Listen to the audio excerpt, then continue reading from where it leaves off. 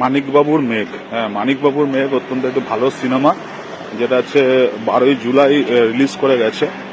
যার পরিচালক হচ্ছে অভিনন্দন ব্যানার্জি এবং মুখ্য চরিত্রে আছেন চন্দন সেন, দেবেশ রায়চৌধুরী, ব্রাত্য বসু।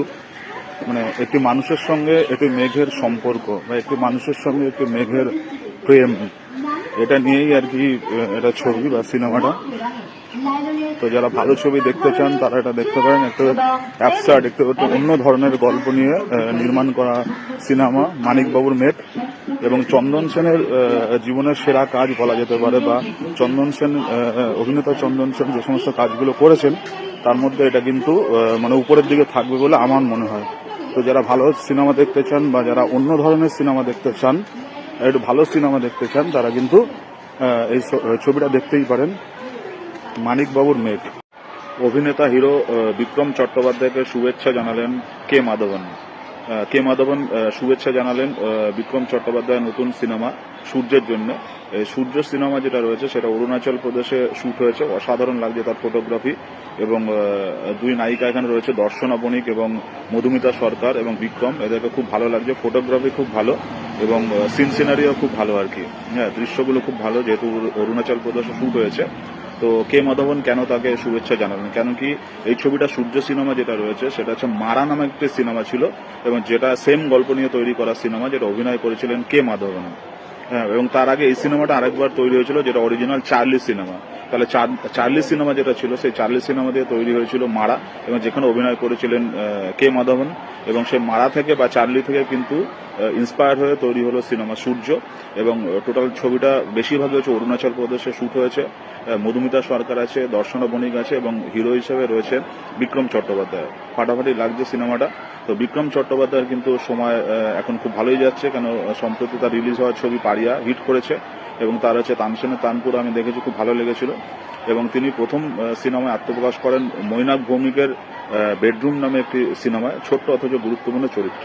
ধন্যবাদ বন্ধুরা। মানিকবাবুর মেঘ। হ্যাঁ, মানিকবাবুর মেঘ অত্যন্ত একটি ভালো সিনেমা, যেটা হচ্ছে 12ই জুলাই রিলিজ করে গেছে। যার পরিচালক হচ্ছে অভিনন্দন ব্যানার্জি এবং মুখ্য চরিত্রে আছেন চন্দন সেন, দেবেশ রায়চৌধুরী, ব্রাত্য বসু।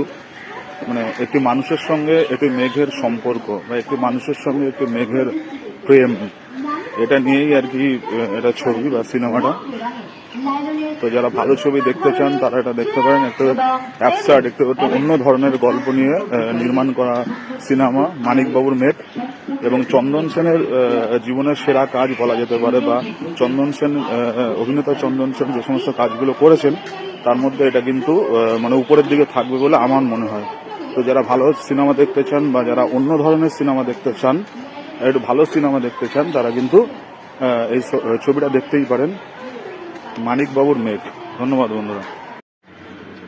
আপনি, আমি বা আমরা কোথাও যাওয়ার দরকার হলে প্রয়োজনে, মানে কলকাতার মধ্যেই ধরুন বা তার আশেপাশে, কখনো কখনো র্যাপিডো বাইক বুক করি।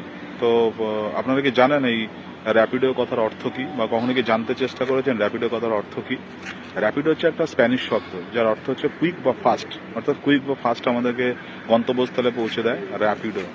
এটা একটা স্প্যানিশ শব্দ যার অর্থ হচ্ছে কুইক বা ফাস্ট। ধন্যবাদ বন্ধুরা। আমি এখন আছি Garia station, new Garia station, metro station, যেখানে হচ্ছে মেট্রো স্টেশনও আছে এবং রেলওয়ে স্টেশনও আছে।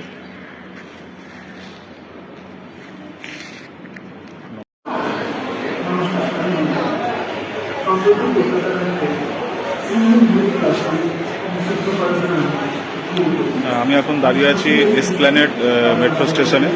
তো এসপ্ল্যানেড মানে কি?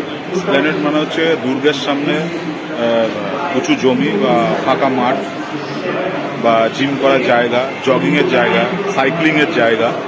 এসপ্ল্যানেড যেটা রয়েছে সে তারই অর্থ এটা।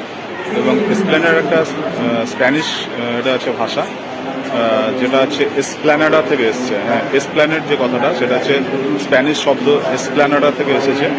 তো যার অর্থ হচ্ছে দুর্গের সামনে উঁচু জায়গা বা জমি, প্যারেড গ্রাউন্ড। দুর্গ কোথায়? ফোর্ট উইলিয়াম দুর্গ।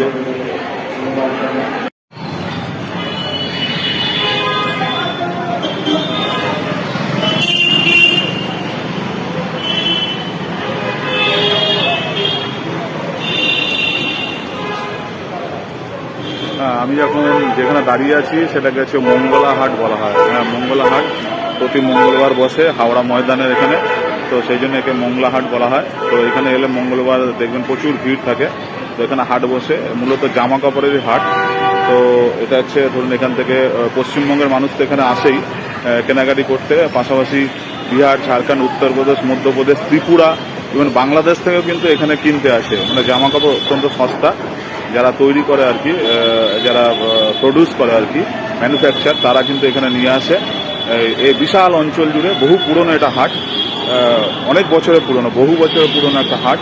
মঙ্গলবার, সোমবার, বিশেষ করে মঙ্গলবার এখানে ঠিক করে লোক, তো মঙ্গলবারই বসে বলে তার জন্য মঙ্গলা হাট। তো বিশাল একটা হাট, বহু পুরনো হাট, ঐতিহ্যবাহী হাট। এবং এটা হচ্ছে মানে বাংলা, বিহার, উড়িষ্যা, ঝাড়খণ্ড, মধ্যপ্রদেশ, ত্রিপুরা, ইভেন বাংলাদেশ থেকে মানুষ এখানে আসে মানে কেনাকাটা করতে আর কি। মানে যে দোকানদার তারা আসে।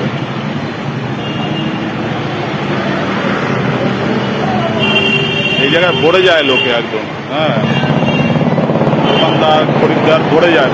ধন্যবাদ।